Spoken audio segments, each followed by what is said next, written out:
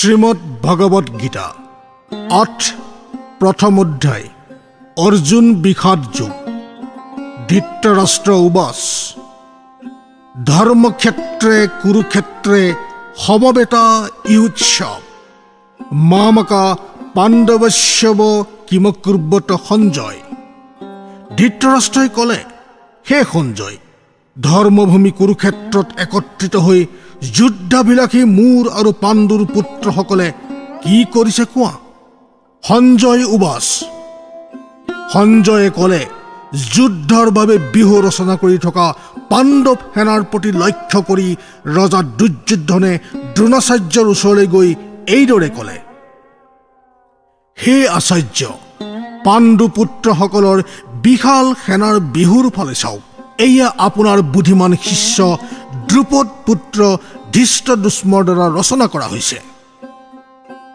এই সেনাবাহিনীত আছে মহাধনুৰ্ধাৰী যুদ্ধত ভীম আৰু অৰ্জুনৰ সমকক্ষ পৰাক্ৰমী যোদ্ধা সাত্যকী আৰু বিৰাট তথা মহাৰথী ৰজা দ্ৰুপদ, ধৃষ্টকেতু, চেকিতান, বীৰ কাশীৰাজ, পুৰুজিত, কুন্তিভোজ, নৰশ্ৰেষ্ঠ শৈব্য, মহাবলী, যুধামন্যু, বীৰ্যবান, উত্তমৌজা, সুভদ্ৰপুত্ৰ অভিমন্যু আৰু দ্ৰৌপদীৰ 5 পুত্ৰ, এওঁলোক সকলোৱেই মহাৰথী।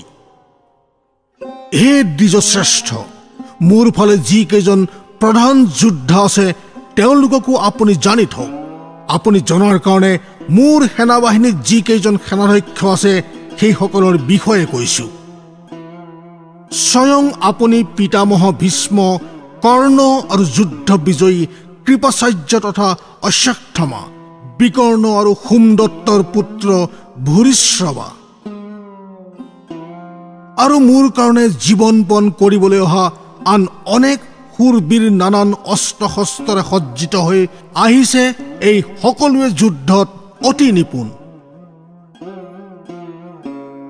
ভীষ্ম পিতামহৰ দ্বাৰা ৰক্ষিত আমাৰ সেনা সকলো প্ৰকাৰে অজেয় আৰু ভীমৰ দ্বাৰা ৰক্ষিত সিপক্ষৰ সেনা জয় কৰিবলৈ সহজ হ'ব। সেয়ে বাহিনীৰ সকলো ভাগতে নিজ নিজ স্থানত স্থিত হৈ আপোনালোক সকলোৱে নিঃসন্দেহে ভীষ্ম পিতামহক চাৰিওফালৰ পৰা ৰক্ষা কৰিব।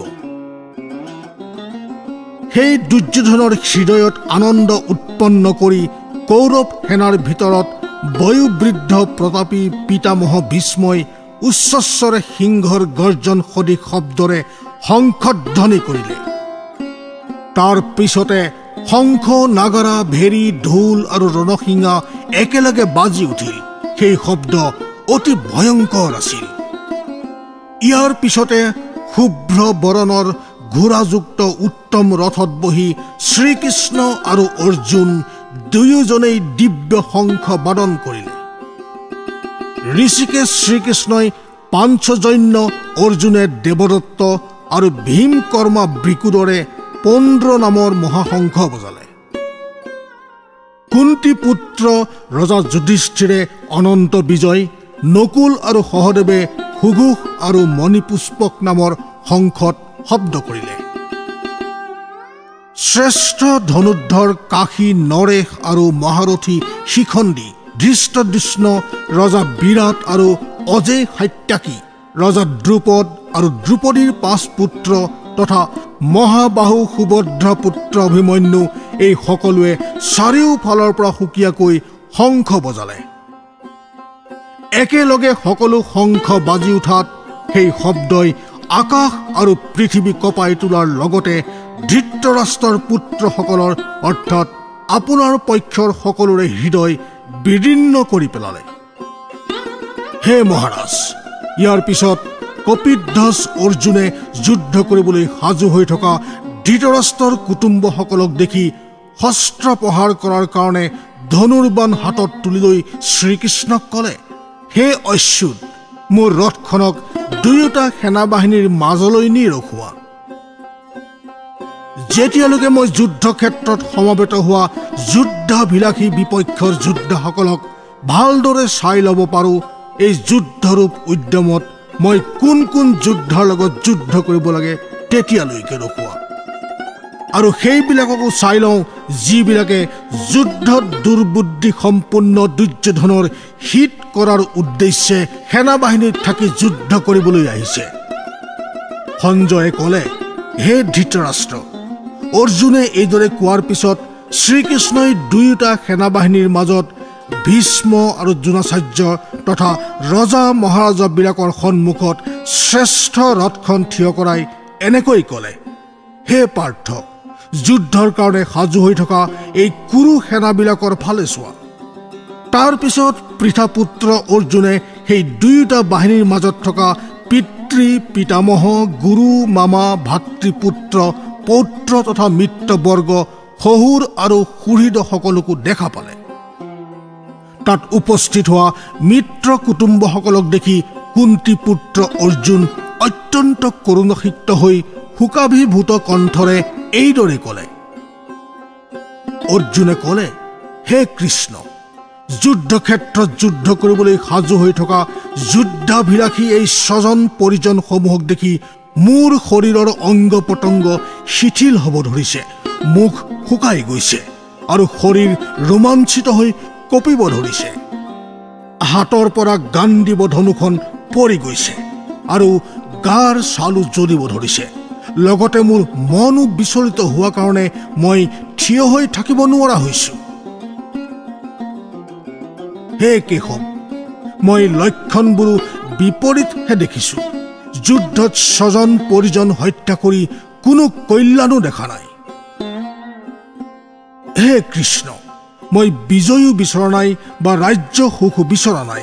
হে গোবিন্দ, এনে ৰাজ্যৰ কি প্ৰয়োজন, অথবা এনে সুখ ভোগ আৰু জীৱনৰ পৰা আমাৰ লাভেই বা কি হ'ব?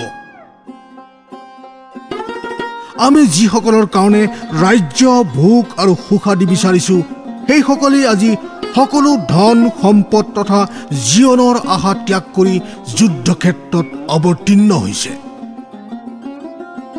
গুৰুজন পিতৃসকল অৰ্থাৎ জেঠা খুৰা আদি পুত্ৰসকল, পিতামহবৰ্গ, মামা শহুৰ নাতিপুতি খোলশালী তথা আন আন সম্বন্ধীয় সকলো আছে। হে মধুসূদন, মই নিজে মৰা পৰিলেও নাইবা তিনিও লোকৰ ৰাজ্যৰ কাৰণেও মই এইবিলাকক বধ কৰিবলৈ নাযাওঁ। পৃথিৱী ৰাজ্যৰ কাৰণেতো দূৰৰ কথা। হে জনাৰ্দন, ধৃতৰাষ্ট্ৰৰ পুত্ৰসকলক বধ কৰি মোৰ কি আনন্দ হ'ব পাৰে? এই আততায়ীবিলাকক হত্যা কৰি মোৰহে পাপ হ'ব। গতিকে হে মাধৱ, আমাৰ এই সম্বন্ধীয় ধৃতৰাষ্ট্ৰৰ পুত্ৰবিলাকক হত্যা কৰাৰ কাৰণে আমি যোগ্য নহয়, কাৰণ নিজৰেই কুটুম্বক হত্যা কৰি আমি কেনেকৈ সুখী হ'ম?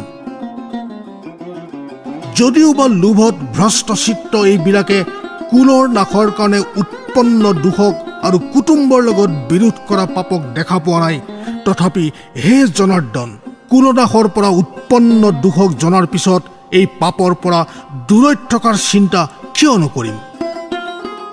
কুলনাশ হ'লে সনাতন কুলধৰ্ম নষ্ট হয়। ধৰ্মৰ নাশ হ'লে গোটেই কুলত পাপ বৃদ্ধি হয়।